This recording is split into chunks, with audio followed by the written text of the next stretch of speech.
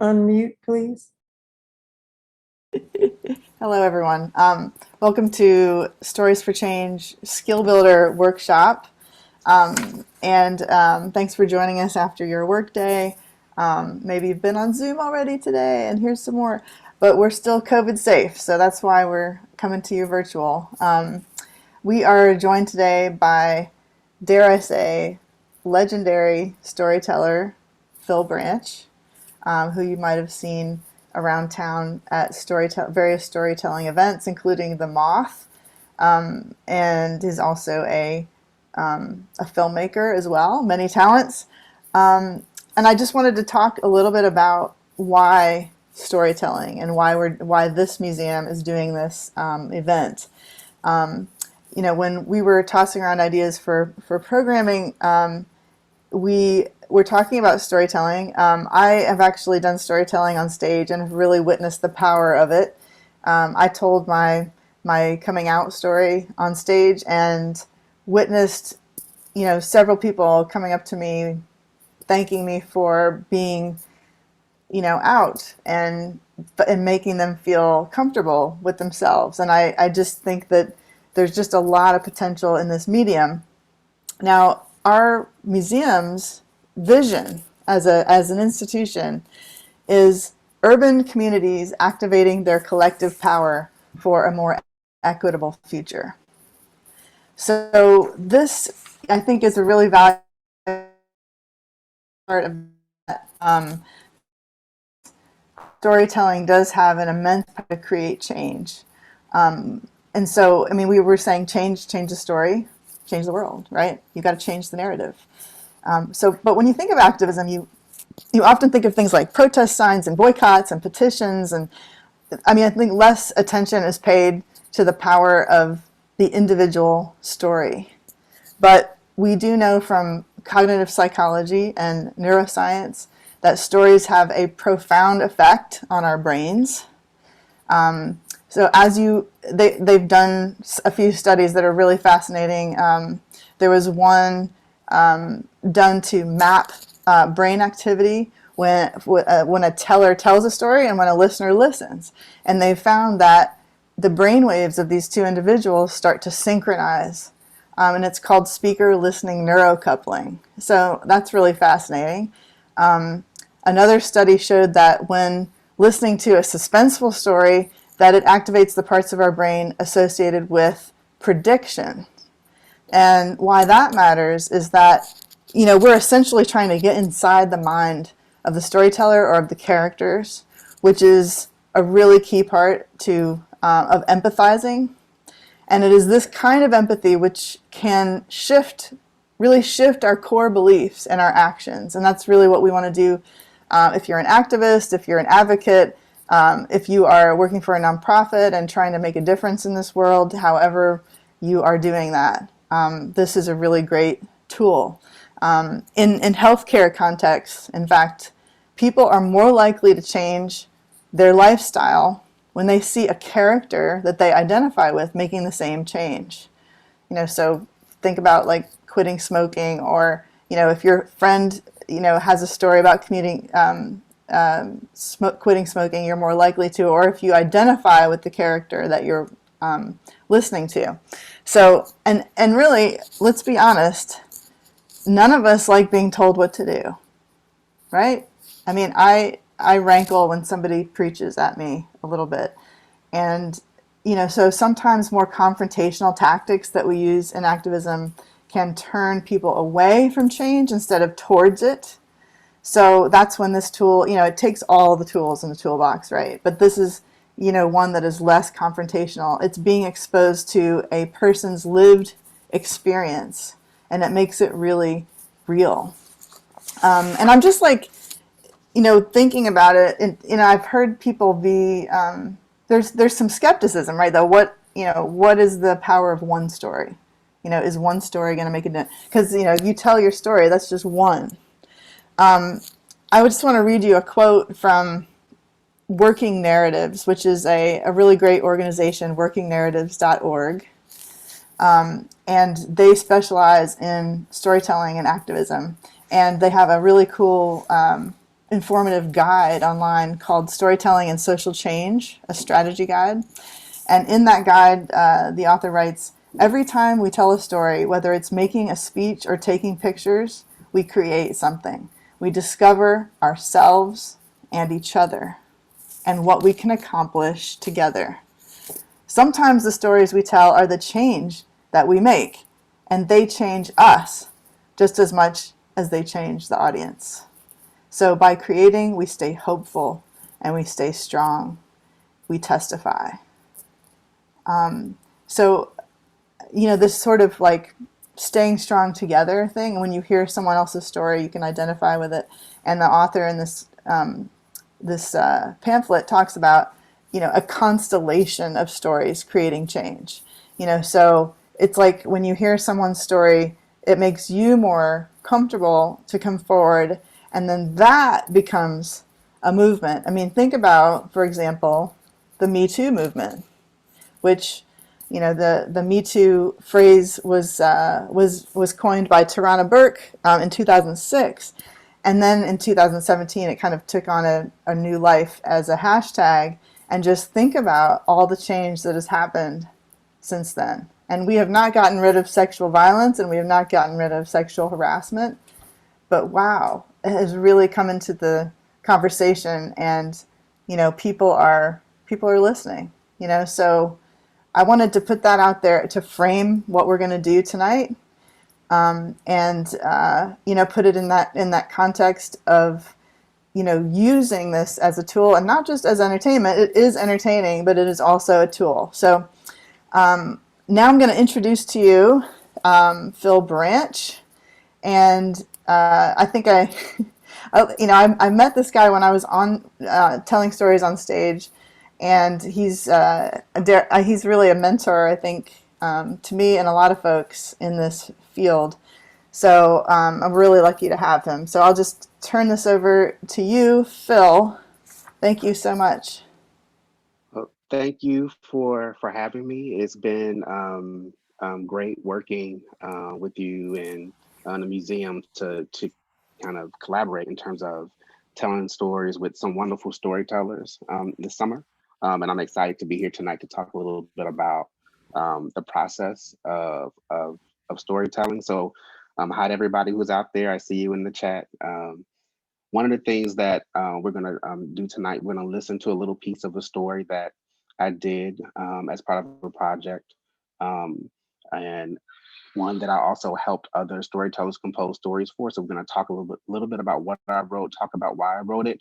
But what we're really going to get into tonight is sort of the why and the what and the how and all of the things that we need to think about when we're creating stories. And hopefully, what you'll get out of it tonight is something where you would get some deep sense of why story is important, not just the mechanics of beginning, middle, and end. And before we go into a clip, I know we have a clip of me telling this story.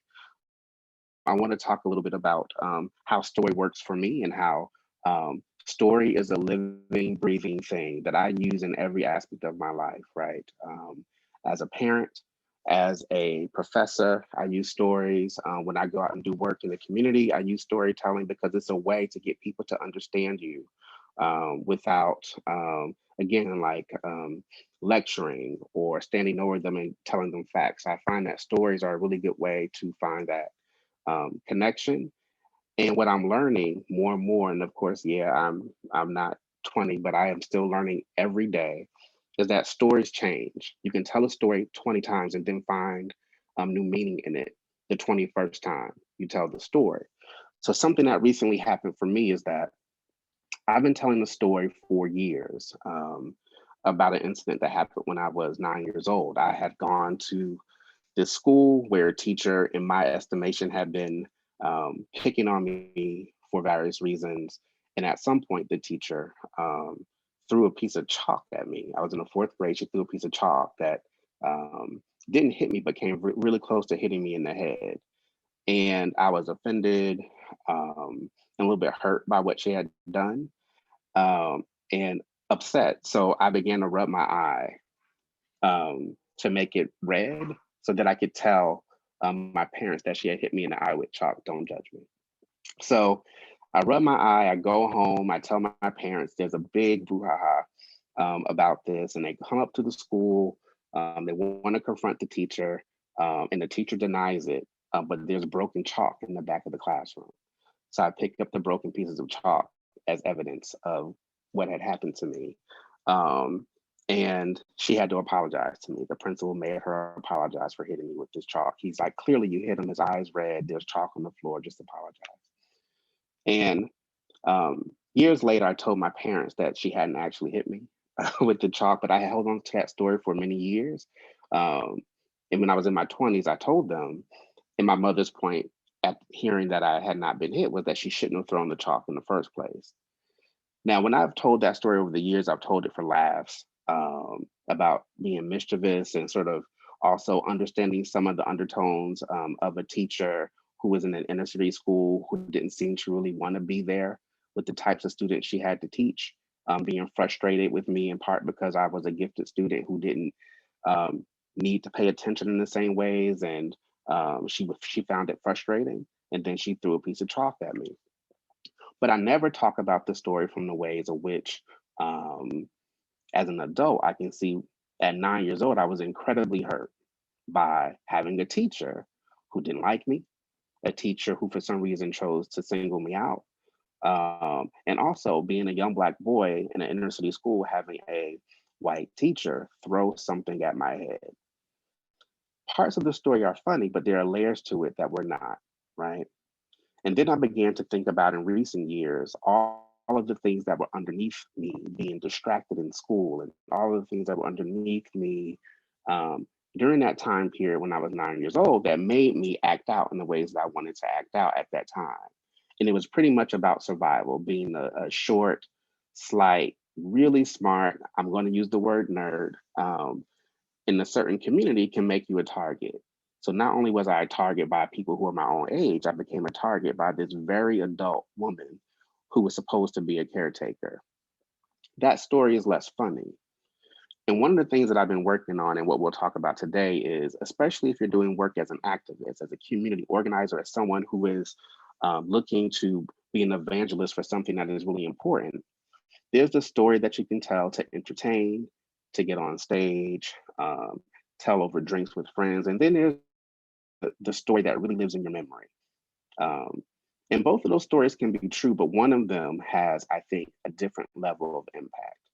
So I know some of you listening and some of you who have seen me on stage have seen me perform stories that have been entertaining and fun, a solid beginning, middle, and end. And sometimes you laugh even when it's been a difficult story. But if we're talking about having real impact and having real connection, driving home messages and bringing people to understand really important things, one of the things that we have to be willing to do is to kind of go beyond the places where um, we want people to see and talk a little bit about the ugly parts, the parts where we were hurt, the parts where we were lost. Um, and that is how people get closer to us. That is how people see us a little bit more closely. And it helps you as a storyteller really understand your own story. And we'll talk a little bit about those steps. So first, I think we have a video I think we're going to run, and I'll set it up a little bit. Is that in the clip, I'm talking a bit about being a foster parent and all the difficulties with trying to make sure that I'm able to care for children in ways that seem really basic, just being able to provide food for them and provide a safe space for them in a way that not only serves them, but also their parents, should they have to go back home to their parents.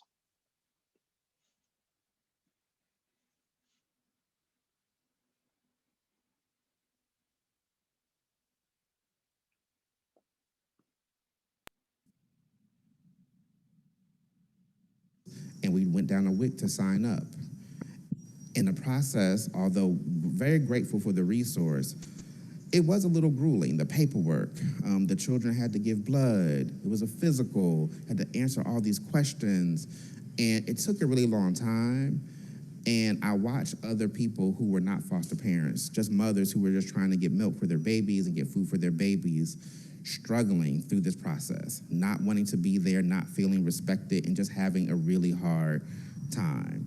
And I overheard a mother talk about how apologizing for not having come for almost a year because she could not catch all the buses with the babies to come down and do all the things that it took to get the food. So I became aware of sort of other people's struggles with food, and just sort of even at the earliest years, how unavailable it can be with so much that is right there in front of us.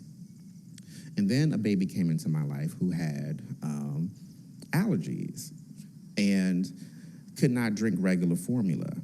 So I go to the WIC office where I had been, and I say, very simply, we have to have soy. We can't use this milk. This baby is allergic to it. And the response was, sorry, it's not covered, right? Now, we had the money to provide the formula that the baby needed, but I was concerned that if I didn't fix this, then the parent wouldn't be able to fix it. If the baby had to go back and the parent didn't know how to fight for their rights and get this formula. And I said, you know, this baby gets really sick on this other formula, cannot drink it. And they said, well, try a different brand. We can't, the soy is more expensive. We can't give it. So I'm not that person who's gonna leave and say that's okay. So we were there for a long time, and we left with soy milk, coupons for soy milk. But it was still so upsetting because what about other parents who aren't able to do that? What about other people who don't feel that sort of agency? And about 2 months into having this baby, we hear that there's a chance that the baby was going to return back to his father. And I had gotten to know the father. He was a nice enough man, but was struggling in the way that people sometimes do. And I knew that he wasn't going to go downtown. I knew he wasn't going to try to get the right formula, and it frightened me to death. You know, I knew what it was like not to eat as an adult, and I couldn't imagine this baby not having formula. So I went out with my husband, and we bought all the pre-made formula we can find on the shelves with our own money, and just bought as much as we could to get the baby through until they wouldn't need any formula again, just in case the baby went home. And we didn't want him to have to struggle. And I knew not only would the parent struggle with it, but the system wasn't going to make it any easier.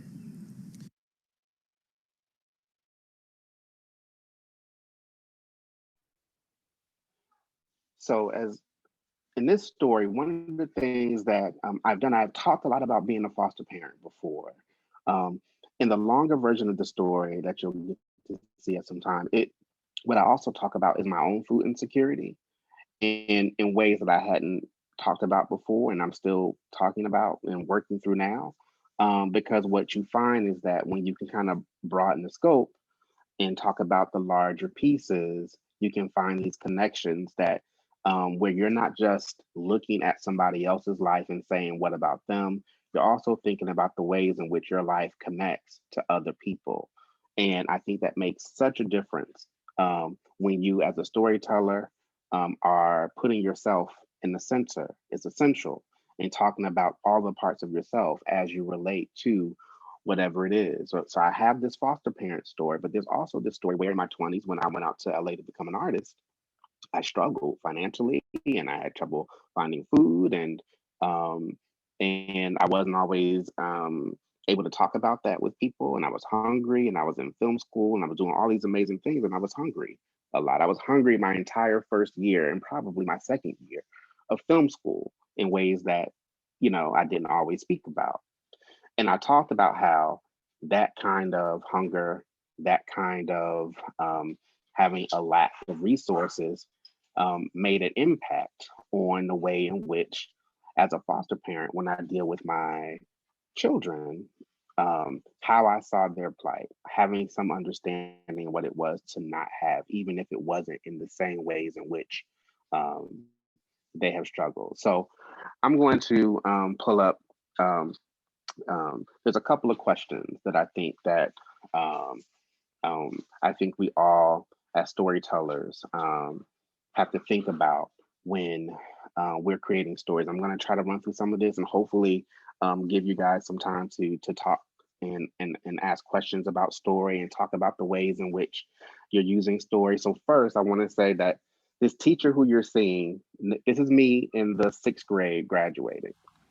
And this teacher is Miss Knight, the photograph that you see. And Miss Knight is the Sorry, teacher Phil, you're who adorable. I just have to cut in and say how adorable you look.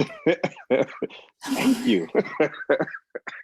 So I love those pants too because they were super shiny. So they were my special shiny pants, and we made the flowers in class that we're wearing. And but Ms. Knight was the teacher whose class I got moved to after the teacher threw the chalk at me. She was the only other African American teacher teaching, and the experience was so different. She was nurturing. She didn't throw things at us. She seemed like she wanted to be there, and it made such a difference and an impact on who I became as a student and as a person. And we remained close for many years into adulthood. So I wrote an essay about this recently that you can find, and I'll send it. Maybe there's a way to send it. But there's some key things I want to talk about. What is the story? Who are you? What is the meaning? And why are you telling the story? And these are things that I think are key to thinking through any types of storytelling that you want to do, right? So the first key thing, I work with a lot of storytellers who say, hey, I went to a show, I heard The Moth, I listened to podcasts, I've seen all these different things. What what can I do to get on stage? What are the elements? What are the what work do I have to do? Do I have to learn about the techniques, the craft of storytelling? And the first thing is to know what your story is, right? And I think this is a key thing. There's an anecdote you can tell, somewhere at a bar that's real quick, and there's also a story, something that has sort of an arc, where you start in one place and you end up someplace else. And it doesn't always have to be that you've become a completely different person. You don't have to be brand new at the end of this arc, but you've learned something, you've seen something, you experienced something. And you may have a long way to go at the end of the story, but there is some sort of arc. So you want to first think about what the story is. And like I said, I've been telling this story about this teacher for years. And for me, for many years, the story has been about how I, at 9, came up with this way to get back at this teacher who had been a problem for me. At 9 years old, I knew I was being singled out, and I tell this story. And then the twist is, I get her in trouble. I tell my parents finally when I'm an adult that this isn't really what happened. And then the double twist is that this teacher, the one who threw the chalk on me, is my friend on Facebook right now, right? When I first got on Facebook in 2008, 2009, I started looking for people, and I found some old elementary school friends, and then one of them was friends with her, and I reached out to her, and I asked if she remembered me, and she did, and she apologized and talked about how this incident haunted her for years, and she was glad that I reached out, and she apologized, and she explained that it was something that she shouldn't have done, and we had a conversation about it, right? But when I pulled away from sort of the incident of being 9 and the chalk, I had to think about who I was as a person and what this story was really about. And to me, this story was really about being a 9-year-old kid who felt isolated, who didn't necessarily feel connected to um, the people in his world. And I'm going to say even my parents, not because they were necessarily doing something wrong, but when you're 9 years old, for most of us, and I know there are some lucky people who might have this. Hopefully, my kids will have it, but you don't know. Um, you don't know to go home and talk about your feelings in the ways that someone's hurting your feeling, or this grown up is picking on me. You don't know why. Is it because I'm black? Is it because, like, you don't necessarily know how to express that, right? But something's wrong. Also had this thing about being picked on because of I was not like the other boys, right? Like, I wasn't rough and tumble. I was quiet. I was bookish. So I had a real sensitivity to being singled out in any of those ways where I felt like somebody was backing me into a corner. So I began to think about how this story is. Yes, it's about a teacher who might be bullying. Yes, it's about a teacher who maybe doesn't want to be teaching in the place she's teaching. But the story is, for me, at this point, really about a kid who feels out of place, right? And once I was able to key into that feeling, I was able to write a different story that had more meaning. And one of the things that I talk about is there's the story and then there's the memory. The story, you put all the elements in to give you a nice beginning, middle, and end to kind of wrap it up for whatever you need to wrap it up for, whether you're being on stage or you're talking to a crowd. And that's essential to have the form. But the memory holds so much more. And the more of that you can pull into the story, more of the memory, more of the elements of who you were, even if it's a little bit frightening to reveal, makes it better for you as a writer, but also makes it better for the audience to really understand and really connect with who you are. One of the quotes from the essay that I wrote was, as an essayist and performance storyteller, I have wrestled with that balance between story and memory. Erasure happens easily because some things are much easier to leave in the crevices of your mind. Certain details, contexts, and nuances get left behind in favor of the arc, the rigid beginning, middle, and end, right? So in a lot of storytelling workshops and classes, what you concentrate on is how to eliminate things, right? You concentrate on what to eliminate in favor of time, in favor of what can get a laugh, in favor of what can get a tear. But to me, the core of the writing has to be in what you can add. And that doesn't mean make it longer, but it does mean make it richer. So think about, as a storyteller, what is the story? There's the story you tell, possibly, but what else is there?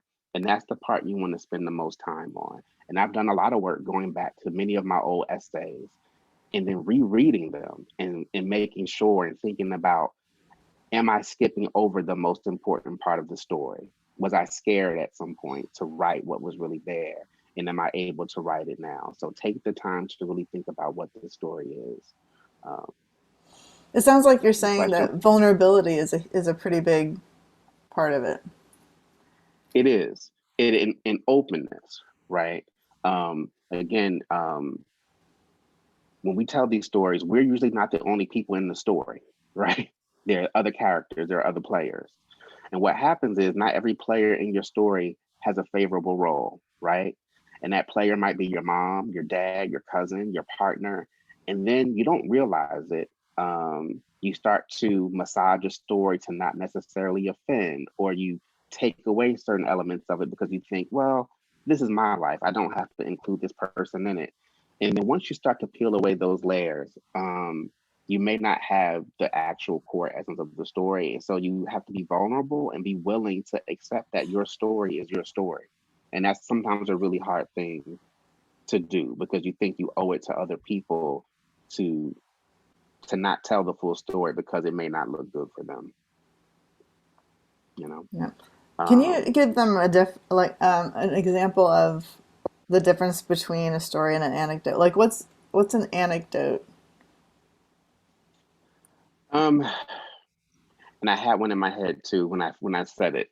Let me come. Like, I had a good one that there's a go-to one. But like when you're at, and everyone goes to a bar. When you're at a bar and it's just sort of a one beat, a one note, like quick joke. You know, there Like isn't more to it. I was on the subway and this guy just started undressing. Can Period. you believe it?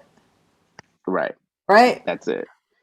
That's it. And Whereas then I could say like I was on the subway and this guy started undressing and then like I thought, well, why don't I do that too? And then I became more comfortable with my. No, I'm just kidding. Right, I'm right. sorry. This is a story This about is body going into positivity. bad places. I'm sorry. I'm going to go off Right. camera now. But right, you know, that one note, one quick thing is exactly it. And then versus sort of a detailed, sort of fuller arc where there's movement. You know, usually in a story there's some sort of movement for the main character. So there's figuring out what the story is, and then kind of understanding who you are, right? Right. You want to think about who you are in the story. A lot of us um, don't know how to center ourselves in our own stories, um, and that takes a lot of work. We tell a whole story that is really about us, but we talk about everything around us, but not ourselves. You know, I find that people who do a lot of community organizing, when people come to me from corporations who are doing different work, they want to tell their story, but they get up and they start talking about the company, or they start talking about the organization, or they start talking about a project. They won't talk about who they are. And one of the things that we that I typically do in that is I say, you know, if I'm talking to someone like I did with this project about around food, where we were talking about food stories, and storytellers would say, you know, well, I like to garden, I like to grow food, and then say, okay, why? You know what? You know, tell me about, you know, well, you know, my grandmother used to do this thing, or when I was a kid, we would go, okay, that tells me who you are, right? That gives the audience a sense of who you are. So who are you in the story? And it's okay to center yourself in your own story. At a workshop maybe 10 years ago, it was a workshop at a Lambda Literary Workshop for emerging LGBTQ writers. One of the workshop leaders said something was, everyone was going around a room. It was a nonfiction workshop. And everyone's story, for the most part, not everyone, pretty much 8 out of 10 of us were talking about our families, right? Rejection, you know, and not feeling connected. And what the leader said, Sarah Schulman, what she said was, um, you know, that everyone in here is talking about people, judging by your stories, who don't give you a second thought, who don't give you the time of day. They're not thinking about you. They weren't respectful to you. They weren't kind to you. And yet your story, your books, your essays are 90% about these other people and not about yourself. So they did all these horrible things. They did not love you the way you needed to be loved. And now, who are you as a person, right? So scrap those 8 chapters about how your mother ignored you, about how your father bullied you, and spend maybe some of those chapters talking about who you became, what the world was like as you moved through it. You know, what did you enjoy doing? What couldn't you enjoy doing because of the things you experienced? And that was a really important comment to hear from me, was about sort of refocusing the lens. I spent a lot of time writing about my dad, and in the essays that I used to write about him, um, I wasn't in them, even though I was. It was about me, right? And I had to learn how to write about who I was at that time, and to acknowledge him and make him part of it. But he was a supporting player in my life story.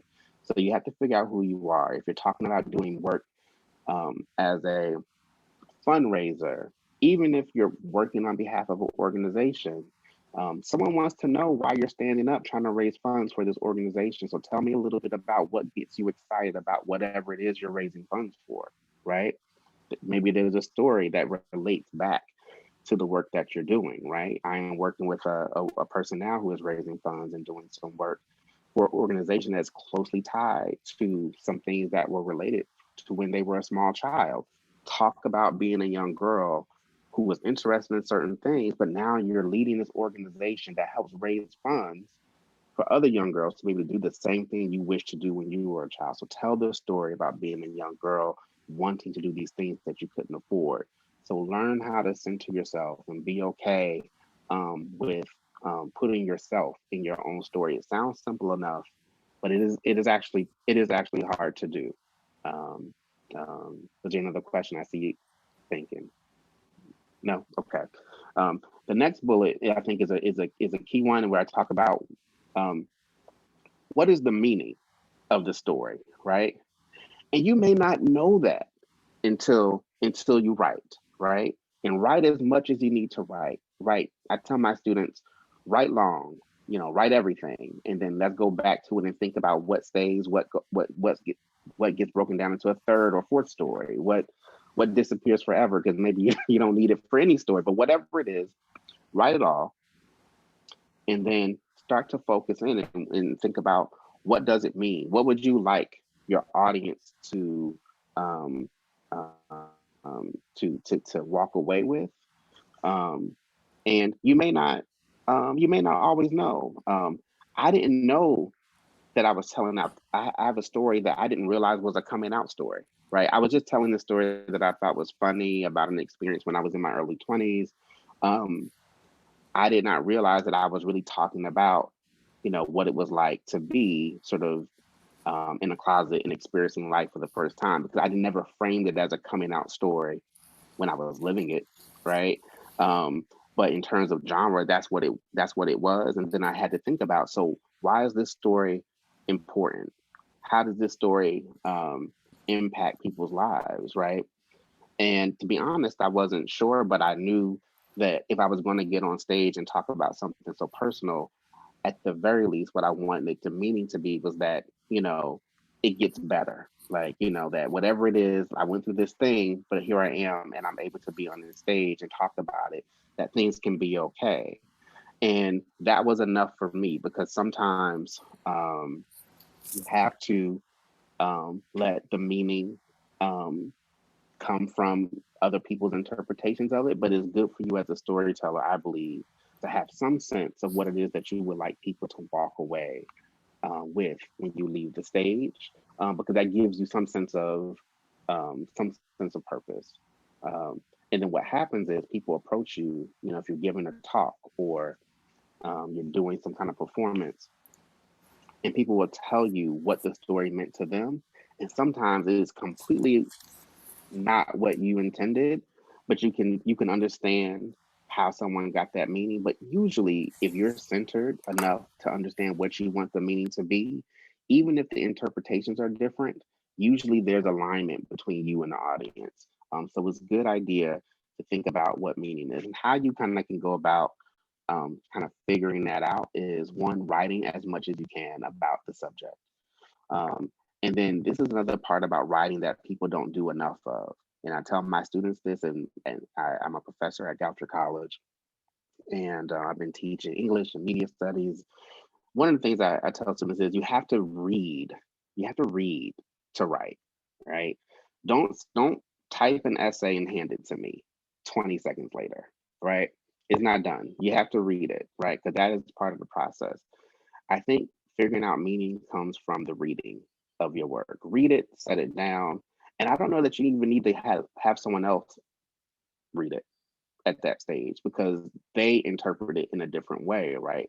I think you have to sit with it as a writer and really think about what this means to you, and then go back in and then you can start pulling things out. That is how the editing happens. Because once you determine the meaning, certain lines don't make sense anymore.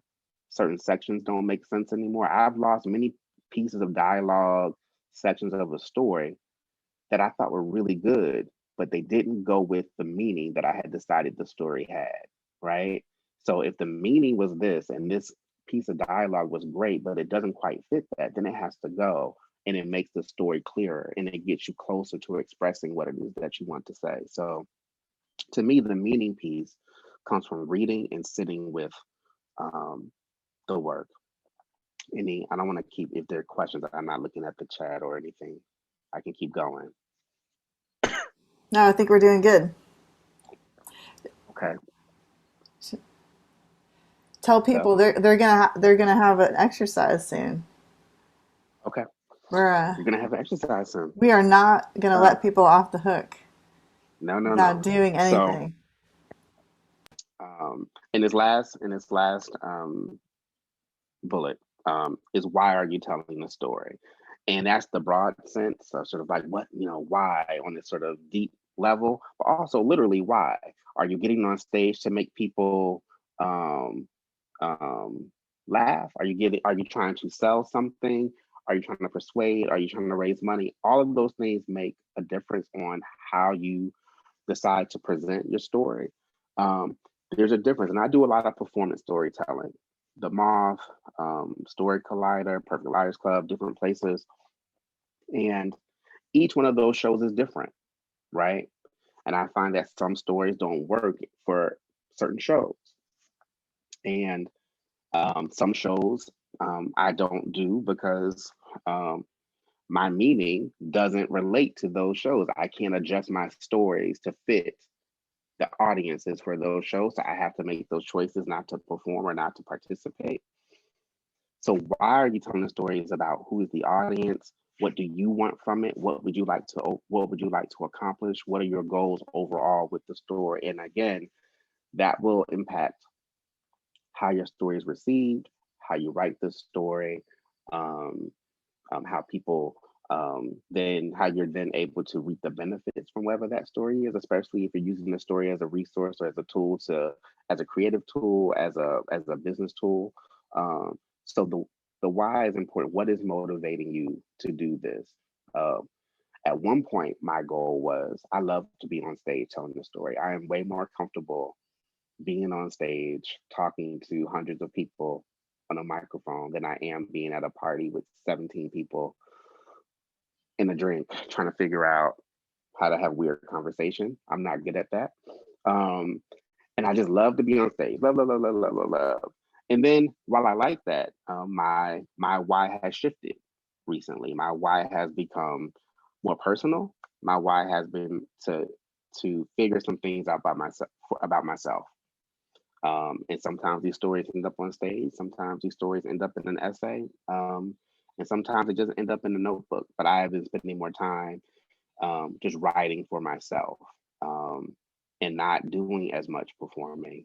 Um, Even in this last year where there's not been any live performing, I haven't done a lot of the virtual performing because I've just been centered on trying to think about, um, you know, writing for Phill because I've spent a lot of time writing for other people. So I've done that shift, and that will change, right? There are other things that may come along that may shift that back.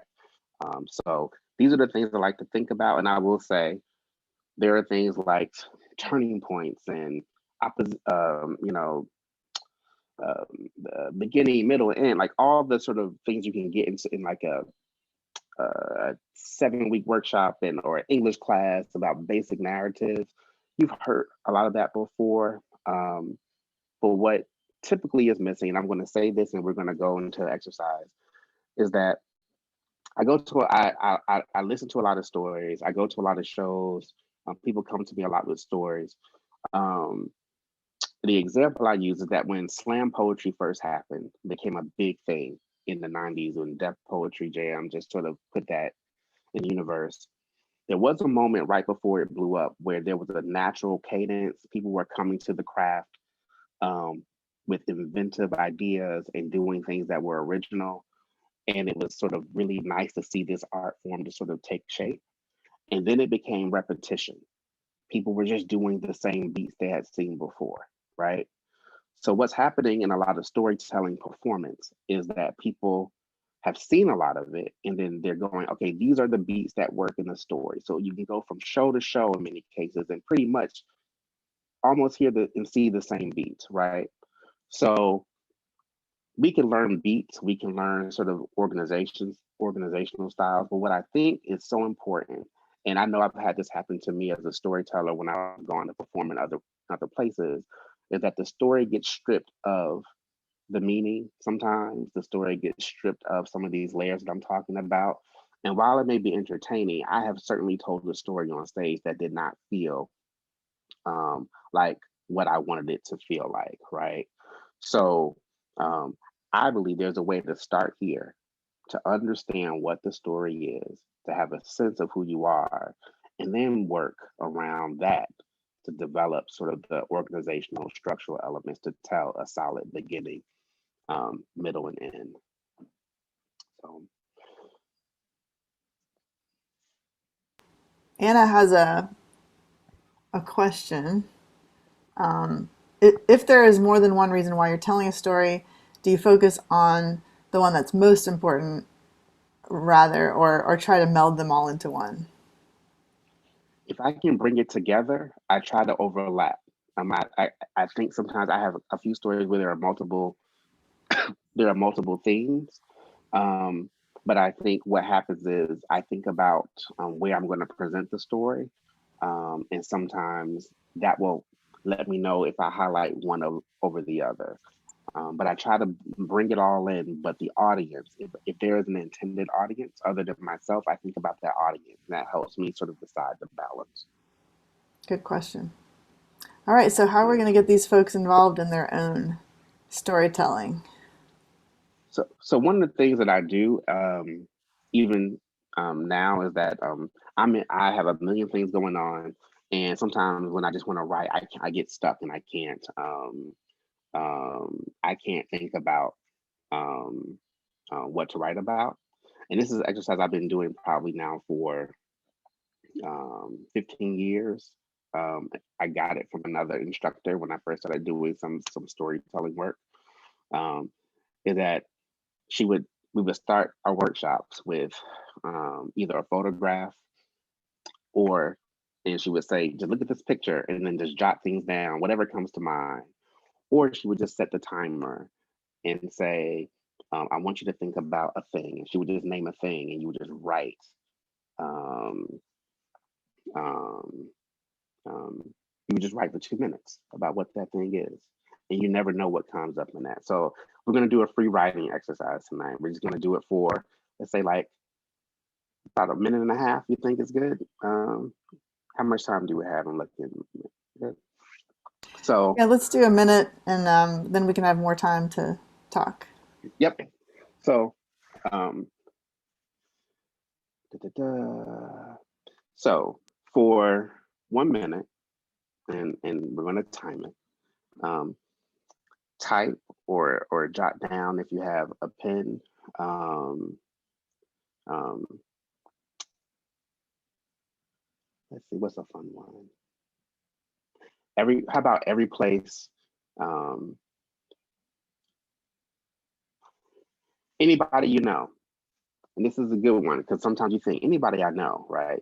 Think of anybody. Like just do a list of, and I'll explain to you why this is a good, just a minute. And just without thinking about it, just list names of people you know. Are we going?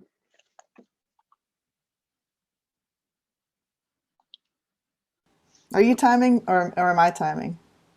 Our time. Go.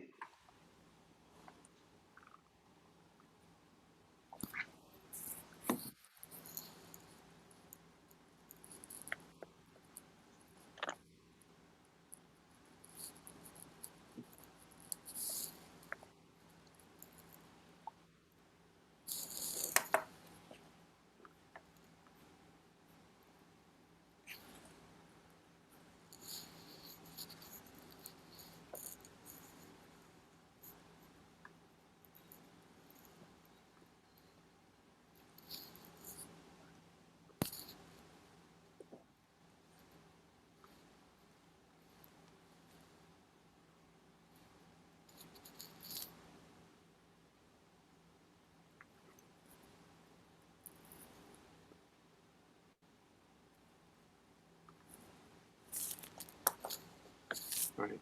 30 seconds.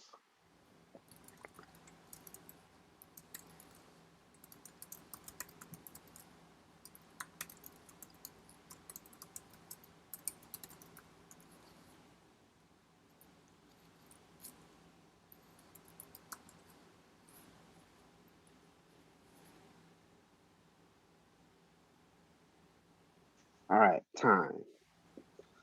So we used to do this exercise, and random names would come up. We would do sometimes our favorite foods, places we visited, um, vacations, favorite books, anything like that. Um, so we do the list, and then we'd say, okay, is there a quick story we can tell about any of the things that come up on our list, right? Um, and usually I'm in a room with everyone, and there's someone eager to raise their hand to say, hey, I have a quick, someone came to mind that I hadn't thought about in a long time, or a thing that came to mind. But if anybody, and I think we might have a little time, if anybody wants to raise their hand or jump in and maybe tell like a quick 30, 40-second story about something that popped up on their list, and we'll talk about what doing that list might have felt like. It would be cool. You You know, volunteer. while people are thinking about whether they want to volunteer, Hmm. there's another question which I think is really relevant to what you're talking Let's about. see. Corey wants to know, sometimes I feel like I don't have a story to tell. How do you go through your life consciously recognizing your story or stories? And so this exercise is really great, right? Because you're thinking in terms of your past. But I guess what Corey's asking maybe is, are you thinking in the present? Like when something is happening, are you thinking, oh, this is a good story? So for me, what happens is I write things down a lot, or something will happen and I just kind of speak it into like a voice memo or something like that. But no, life is just sort of happening, and you don't even, it just kind of happens to you. You don't go, oh, this is, most of us are. This is a story, because I do this so much. I literally do that. So like I do say, okay, this might be a thing. But before I got to this space where I can kind of key in to sort of like, I want to keep this in the memory bank. I want to hang on to this. Um, I would think about moments. Like I wouldn't necessarily have the story, but I would think about the moment. So me getting chalk thrown at me, it wasn't a story all the time. It was a moment, right? It made me feel some kind of way. There were things that happened. I remember that moment, right? When I was 16 years old, I designed my prom suit. I had no skills at designing, and the suit was a disaster. You can listen to the story on the mom. But I also designed my date's prom dress, and I didn't have any skills in that either, right? When I was doing that, and her dress looked nice though. I will give myself that. But my suit, my suit was a disaster, and I permed my hair. It was bad. When it was happening, I was just a devastated kid who looked crazy for his prom, I right? think we all want to hear that story now, but it'll be a But teaser. yeah, Um, you know what? I gotta say, Corey's question. Yes, Phil does do that because he does think of story, and there's usually like at least once a week, Phil's got a story about something that happened to him, and it's always hilarious. Like whether it's about his students or about Popeye's chicken or whatever it is. Anyway, does anybody want to? And if you don't want to tell the story about the person that you thought of, maybe you could just say, "Hey, I can't believe I thought about this person for the first yeah, time." we could just talk about the list. We can just talk about your list. You can unmute yourself, or you can Yes, type it in the chat if you want to. so I'm gonna, Nobody. someone, Anna. Okay, Anna, let's hear it. Okay, so I'm trying to figure out, is this a story or an anecdote? Okay, so here it is. Okay. A writing colleague of mine named Dolores Stewart, she's on the list, emailed me that she has this assignment she hasn't done for 4 weeks, and it's due today. And she's gonna start all over. And I know Dolores, she's doubting herself. And so I just decided then and there, before we get off this phone, she's gonna have that work done. And so I said, Dolores, how can I help you? And she starts giving me all the background. I said, email me that form. I said, Dolores, we are not going to get off the phone until you filled out this form. And so for the next 2 hours, she read me what she wrote. I plugged it in. We argued back and forth. And then at the end of 2 hours, I said, read it. She read it. I said, cool. Who do you have to send it to? She said, this person. Here's the email. I said, put it in the two. Forward this to them. Hit send. And she did. End of story. That's good. So is that a story or an anecdote? That could be a great story, about it, because what was it about? Like I want to know more. I already want to know more, but I think why that's good is that you have a couple of elements. You have a relationship, like you have this friendship there that you can build a story around, because you don't just get here to where you're going to write on the phone together out of air, right? So there's that connection that you can then give some history, context to the relationship. There's a solid beginning. It's like, hey, this thing is due, and then someone makes a decision to start over at the last minute. So there's layers, there's tension, and then there's a final resolution. So this is definitely a story that you can put together. Thank you. Yeah, I was just thinking about how hilarious it was that her tone of voice telling it. It was very like, listen, I'm gonna tell you Right. a few things. It tells something about you, about what kind of person you are. That you're like, look, you like take somebody by the hand and just say, look, no excuses. And that could be kind of what it's about, as an element of your Right. personality or struggle. It sounds a little bit like a struggle to get people to do what they're supposed to do. Well, it's more So that was really good. I know she's unconfident about her talent. And she's always looking for validation everywhere else. And so by the end of the conversation, I said, you see, Dolores, I said, I didn't make up anything for you. I just read back to you what you had written down. And it was already there, but somehow you keep thinking that what you put down ain't good enough. I said, you do this all the time. And I said, we got to figure out a way for you to come up with a model that keeps you from saying, I'm not good enough. So that's even better. I love the layers of that. Meshika we have another question. Okay. Is there a certain formula for telling a story? Is it much like doing a speech about a topic? And also, P.S. Hi, I'm such a fan of Phill. He is amazing. I do agree. Phill is amazing. You all should go to YouTube and look up Phill Branch with 2 L's and just make a night of it. Just make a night of it on YouTube. But yes, is there a formula, Phill? Yeah, so I would say the formula is that you want to start with some sort of hook that lets the audience know a couple of things, right? What the story is about and kind of what your character is like right at the front, right? So with me, usually it's, because I'm sort of a quiet, sort of laid back person, I try to, people don't know that until I tell them or give them some clues about sort of my character, my personality. And then I bring in whatever the story is about, and those things typically work in unison. And then from there, I just build, like, things are bad or whatever they are, and then they keep getting worse because they're constant obstacles.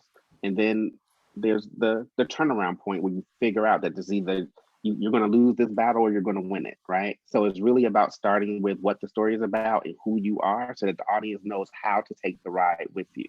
Because there's a difference if you're the person who's like, who's really like, I can take on the world, or if you're the person who's really shy, depending on what the situation is. And it's important for the audience to know what it is and who you are right at the top. And then you just build all the sort of stuff that you have to go through to get to that end.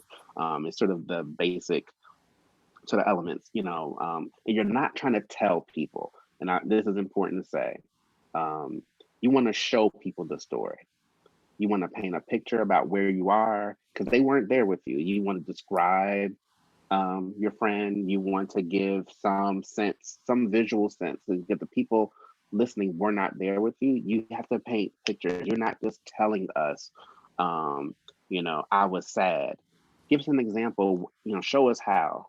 Show us how you were sad. And I think that is a big difference than with the speech. And I did want to say, go back to one thing. Another way to generate stories: pull out your phones, pull out your old photo albums. If you kept scrapbooks, if you have a junk room or a junk drawer with old flyers, old memories.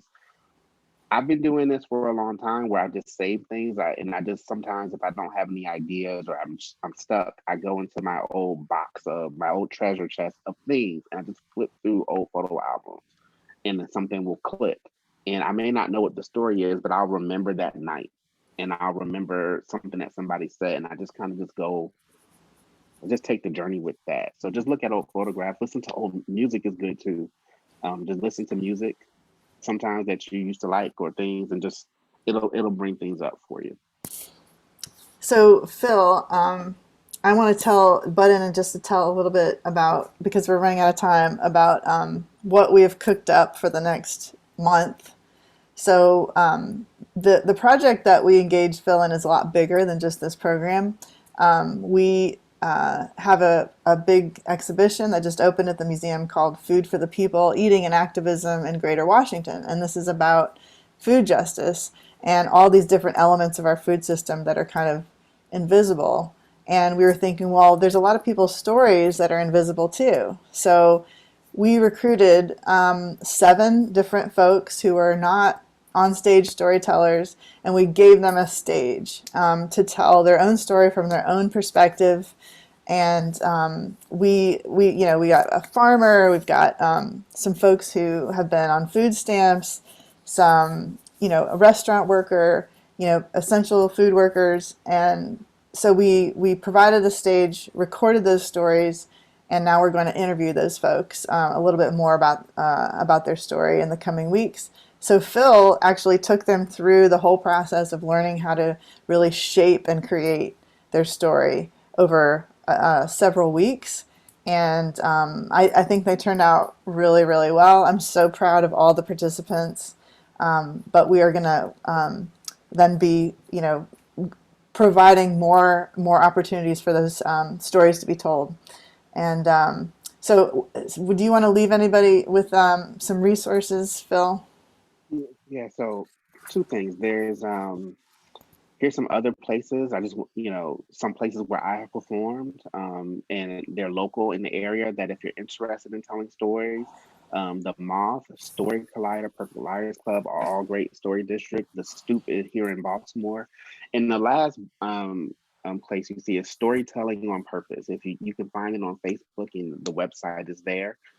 Storytelling on Purpose does a list of monthly storytelling events, no matter where they are in DC, Maryland, Virginia, and I think some places in Delaware. So Storytelling on Purpose is a great resource to just find out what's going on with stories all over the place. And the others are individual storytelling series that you might be interested in if you want to tell more stories. And then also, if you would like to find me, you can find me at phillbranch.com, and I do workshops and things, and my information is, I think, about to pop up. But I do story workshops and branding consulting, and I love to talk story.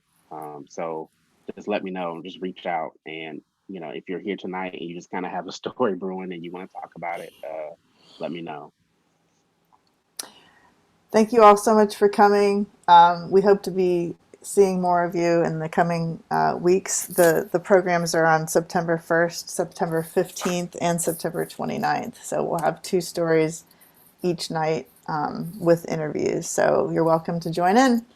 And any final words? Tell your story, right? Get out there. Tell your story. Be brave, and just think about just what you would want to hear. What is it that you want to say, and what is it that you want to get out? The rest of it will work itself out. But just write for yourself first, and then think about how you can make that impact with other people. Thanks, y'all. Have a good night. Thank you. See you later.